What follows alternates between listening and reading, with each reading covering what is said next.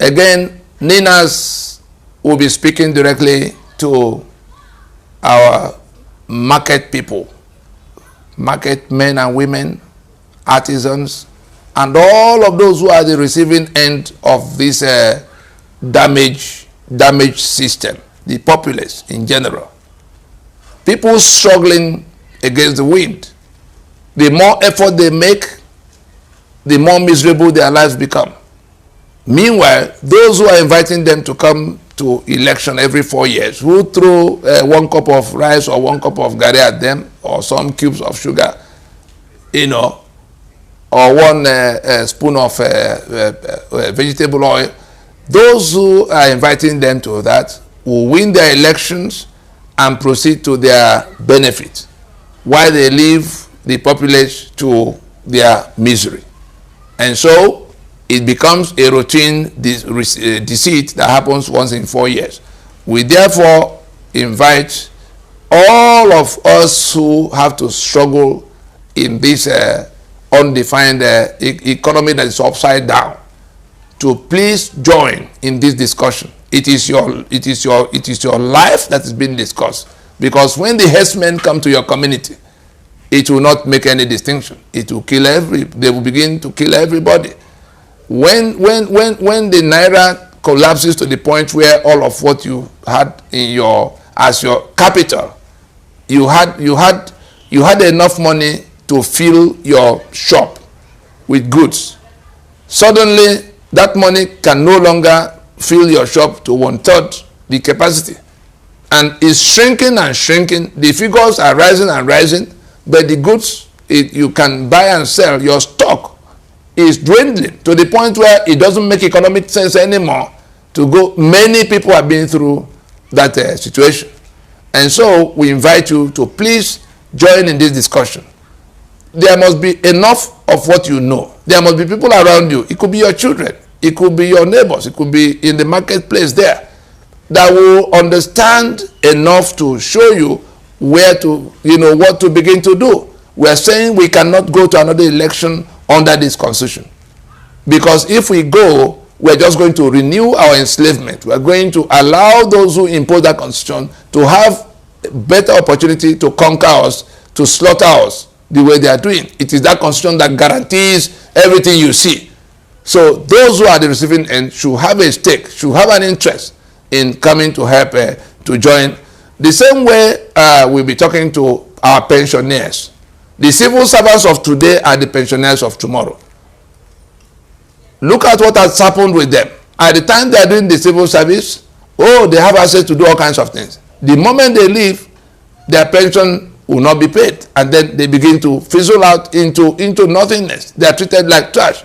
Therefore, some of us who are now pensioners, who were civil servants yesterday, it was because of what the civil servants refused to do yesterday that the pensioners are living in their misery of today. The ones who are still in the civil service of today, you are going to become pensioners tomorrow morning.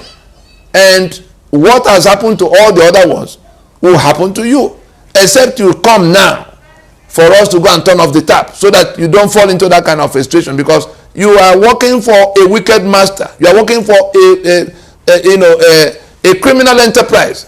Nigeria has become a criminal enterprise under a forged constitutional instrument that creates an unequal society, worse than apartheid.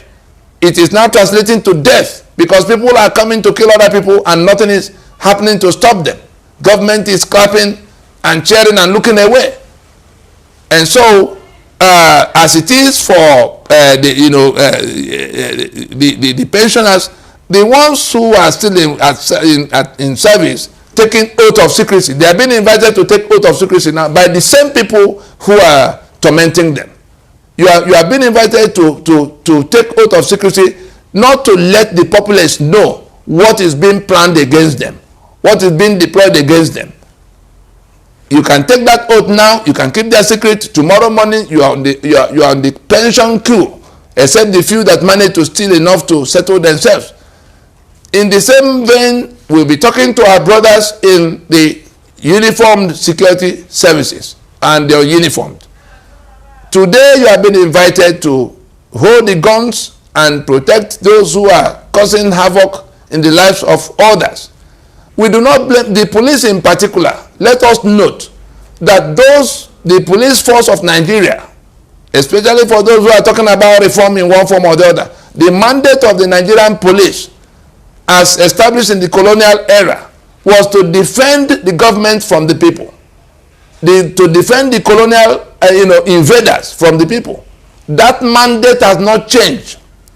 All the lawyers and the lawmakers in Nigeria and policy makers in Nigeria who are talking about police reform, the answer to police reform is to redefine the mandate of the police. Every other effort will fail, like they failed so repeatedly, quite apart from the matter of decentralization, which is an integral part of that redefining. Because a society, the police that will be for the protection of society cannot be the same police that was designed to protect those who are invading the society, who have now handed over to internal colonialists.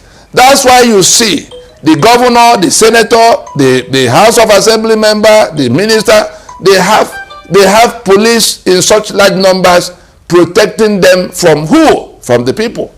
And so, unless we redefine the mandate of the police by deconstructing the constitution that makes it a centralized police system now, and by ourselves defining what their role should be, or if we don't do that, it will remain, their task will remain to defend those who are tormenting us from us.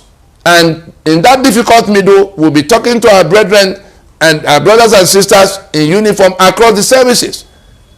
The same market that everybody buys from, the wife of the policeman and soldier will have to go to buy from. Their children will have to get to school. And all kinds of things that other people do. From what we have now, we can see, when you go to see where they live, particularly the police, you go and see the kind of, you will see the wicked country that Nigeria is by the way they treat their police. So the government is treating them like trash. The populace is looking, because there's frustration and all kinds of things, no instrument to work. You ask people to go and stand in the dark waiting for criminals. They don't have enough equipment to even protect themselves from those criminals. They are being beheaded and all kinds of things. And we are inviting everybody to take a second look at the general situation and to join. If you want to sustain what is there now, that's a choice. If you want to be part of how it changes, look at what's happening in other countries. Because it is that same society you have to live in. You are in uniform today, you will not be in uniform the next day.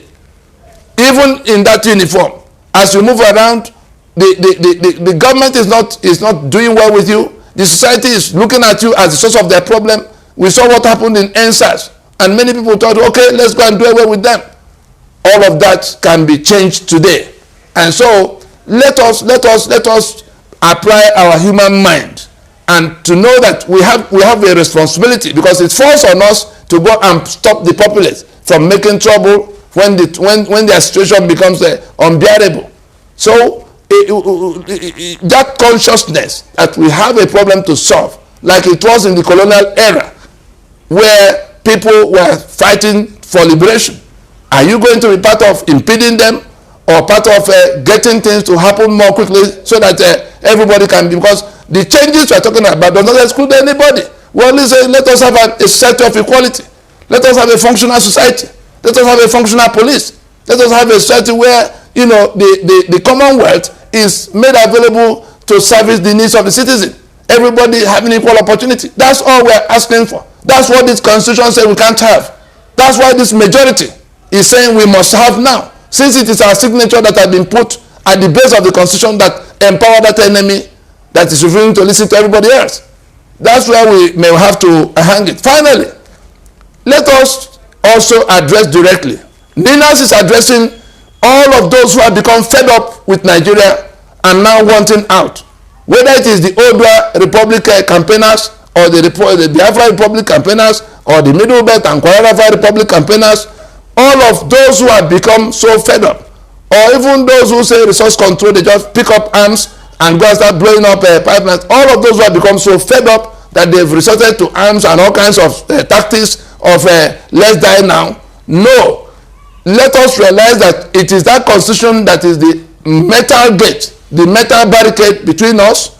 We're in a cage under that constitution. Anything we want, until that cage is broken, we're inside that cage. That cage is called Nigeria. The metals reinforcing it is the constitution. And therefore, NINAS is inviting you to the process that will open up that cage.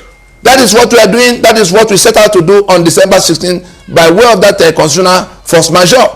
So whether you want ODUDUWA Republic, or you want BIAFRA Republic, or you want restructuring, or you want resource control, the first order of business is to get yourself out of that lockdown by that, under that constitution. Let us bring down that constitution. Everybody will be out of that cage. We then go to referendums, and it's only a matter of degree of autonomy that we'll be voting for. Those who are so fed up they want all of their sovereignty back, they may vote 100% autonomy. Those who are satisfied with the 80% or 60%, but until we get out of this cage, nobody is going to get anything different from what is provided for, what is stipulated, what is commanded by this constitution, which we did not make.